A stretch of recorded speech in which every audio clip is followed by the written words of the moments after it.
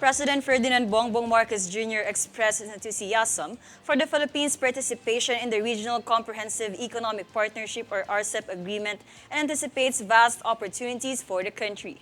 In his tweet, the president stated he was proud of being part of the largest regional free trade agreement as it will bring immense potential for the economic growth and development of the Philippines.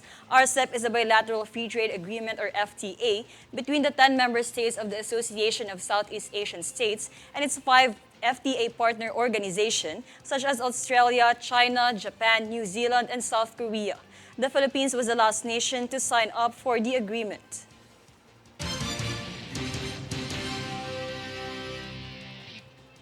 On to Senate updates. During a plenary meeting, Senate urged the operations of Philippine Amusement and Gaming Corporation or PAGCOR to establish effective governance due to its regulation of Philippine Offshore Gaming Operations or POGO.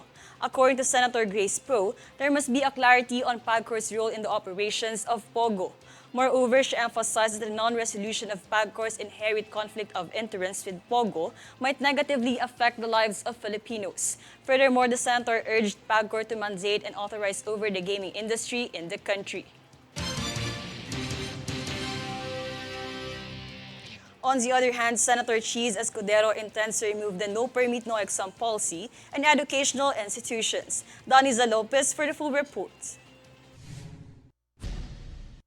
Chair of the Committee on Higher Technical and Vocational Education, Senator Cheese Escudero, labeled the no permit, no exam rule implemented in schools as the cruelest of fines. As he then proposed Senate Bill or SB 1359 or an act that outlaws the policy of no permit, no exam, the bill also forbids any rules that will hinder the student to take educational assessments because of pending school fees. The criminal section of the measure stipulates that school administrations will be accountable for violations that ranges from 20,000 pesos to 50,000 pesos, where teachers are excluded in any charges.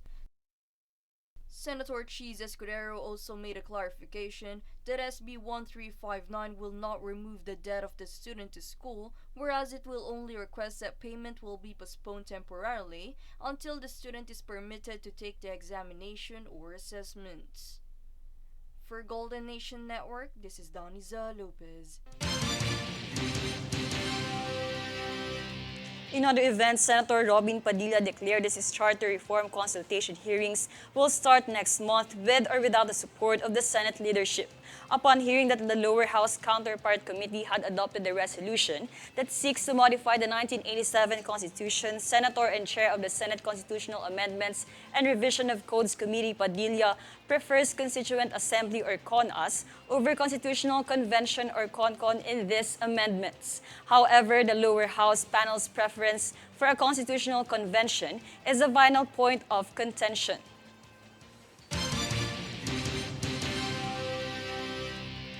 Subsequently, Senators J.V. Ejercito and Bong Revilla Jr. pushed amendments to Republic Act No. 11235 or the Motorcycle Crime Prevention Act known as the Doble Placa Law, enacted to protect the public from criminals using motorcycles by requiring larger and readable plate numbers for easy identification of motorcycles. Senator Ejercito recommends the installation of radio frequency identification or RFID in all motorcycles instead of bulky license plates.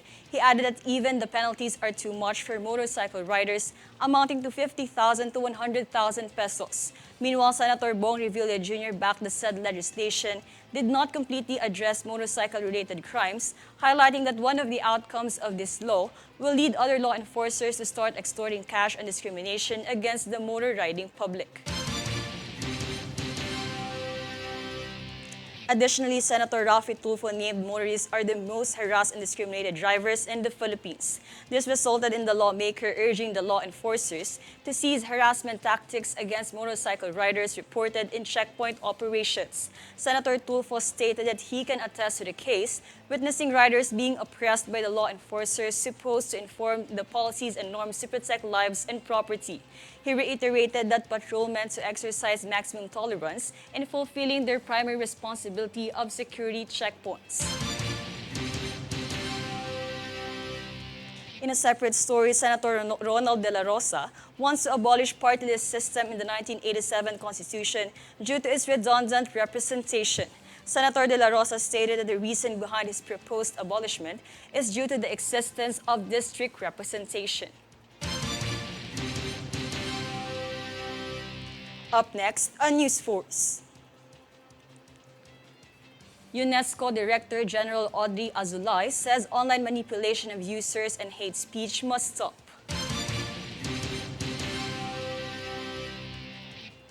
Philippine Sports Association to honor Ginebra's Scotty Thompson. BPO companies eye building establishments in the province. Stay tuned for more stories and reports when News Force returns.